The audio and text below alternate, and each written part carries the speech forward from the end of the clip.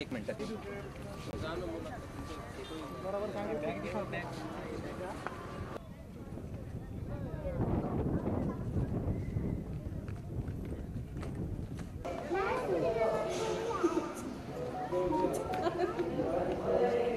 आता बाई मच्छली चालला आवाज येतो जरा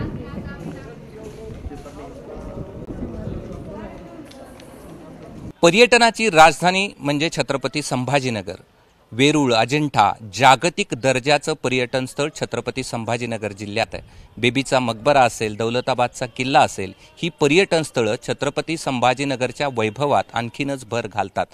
मात्र मराठवाडा जसा दुष्काळाशी सामना करतोय तशी ही पर्यटन स्थळं देखील दुष्काळाशी सामना करतायत। आणि त्यामुळे जर आपण पाहिलं तर हे बीबीचा मकबरा आहे आणि बीबीच्या मकबऱ्याला एरवी जर तुम्ही आलात तर इथे वेगवेगळे कारंजे आपल्याला पाहायला मिळतात। मात्र पाण्याअभावी हे सगळे कारंजे या ठिकाणी बंद करण्यात आलेले आहेत, म्हणजे ते बंद पडलेले आहेत। दुसरीकडे आणखीन एक मोठा कारंजा जिथे गेटवर तुमचं स्वागत करत असतो तो कारंजा देखील या ठिकाणी वेगवेगळ्या लाईट्सचा हा कारंजा असतो, मात्र तो देखील आत्ता बंद पडलेला आहे। आणि पर्यटन स्थळं पुरातत्व विभागातून जी मुख्य पर्यटन स्थळं आहेत तिथे 10 ते 15 टँकरनं रोज पाणी पुरवठा करतायत। आलेल्या पर्यटकांना पाणी देण्याचा त्यांचा प्रयत्न आहे।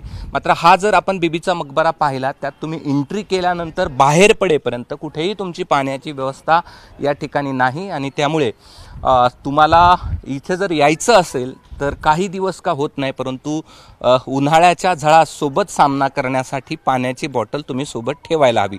आपल्यासोबत काही पर्यटक आहेत, काय स्थिती आहे इथली पाण्याची आणि तुम्हाला काही पाणी मिळालं का? सर इथं पाणी प्यायला पण नाहीच आहे, परंतु छोटे छोटे जे पक्षी आहेत या पक्ष्याला सुद्धा प्यायला पाणी नसल्यामुळे इथं पक्ष्याला सुद्धा आता पाहायला मिळत नाही।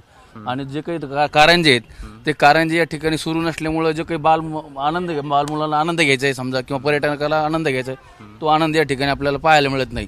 आणि जे पाण्याची जी भीषण अवस्था झालेली ही अवस्था केवळ वृक्षतोडीमुळं किंवा या ठिकाणी पाणी आडवा पाणी जिरवाचा जे प्रोग्राम आहे तो कमी प्रमाणात राबवला गेला। तुम्हाला पाणी मिळालं आतमध्ये कुठे? नाही, पिण्यासाठी पाण्याची ती कुठे व्यवस्था नाहीये। पाणी प्यायचं असेल तर बाहेरच व्यवस्था केलेली आहे। हॉकर किती पैसे घेतात पाण्याच्या बाटलीचे? पाण्याच्या बॉटल 25 रुपये 30 रुपये एक पाण्याची बॉटल घेतात।